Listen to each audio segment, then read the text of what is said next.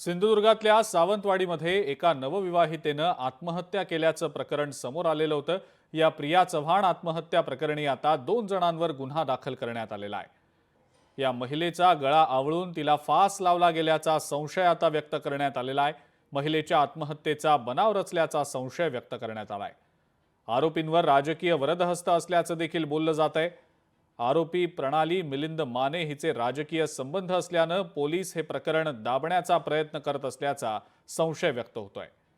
सावंतवाडी शहरातल्या माठेवाडा इथल्या प्रिया पराग चव्हाण या 33 वर्षीय नवविवाहितेला आत्महत्येसाठी प्रवृत्त केल्याप्रकरणी पोलिसांनी प्रणाली मिलिंद माने आणि त्यांचा मुलगा आर्य मिलिंद माने या दोघांवर गुन्हा दाखल केलाय।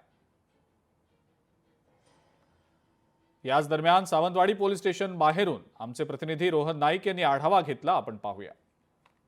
सावंतवाडी शहरातील नवविवाहिता प्रिया चव्हाण यांच्या आत्महत्येनंतर पूर्ण जिल्ह्यात चर्चा सुरू झालेली आहे। एकंदरीत या संदर्भात सावंतवाडी पोलीस मात्र कुठलीही माहिती देत नाहीयेत। मी आता आहे सावंतवाडी पोलीस स्थानकामध्ये। प्रिया चव्हाण यांच्या आत्महत्येप्रकरणी 2 जणांवर गुन्हा दाखल करण्यात आलेला आहे। या प्रकरणी या प्रिया चव्हाण यांचा गळा आवळून फास लावल्याचा संशय सुद्धा व्यक्त करण्यात येतोय। त्या प्रकरणी प्रिया चव्हाण यांच्या आत्महत्येप्रकरणी राजकीय वरदहस्त आहे का अशी सुद्धा चर्चा जोरदार सुरू आहे। या प्रकरणी आरोपी प्रणाली माने यांचे राजकीय संबंध असल्याने पोलीस हे प्रकरण दाबण्याचा प्रयत्न करत असल्याचा संशय सुद्धा व्यक्त केला जातोय। सावंतवाडी शहरातील माठेवाडा येथील प्रिया पराग चव्हाण या 33 वर्षीय नवविवाहितेला आत्महत्येला प्रवृत्त केल्याप्रकरणी पोलिसांनी प्रणाली मिलिंद माने आणि त्यांचा मुलगा आर्य मिलिंद माने या दोघांवर गुन्हा दाखल केलेला आहे।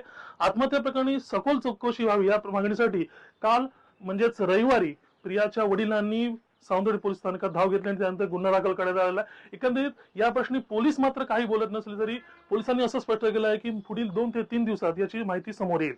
कॅमेरा पर्सन योगेश रोहन नाईक, लोकशाही मराठी, सिंधुदुर्ग। लोकशाही मराठी ऐका, पहा, जागरूक रहा।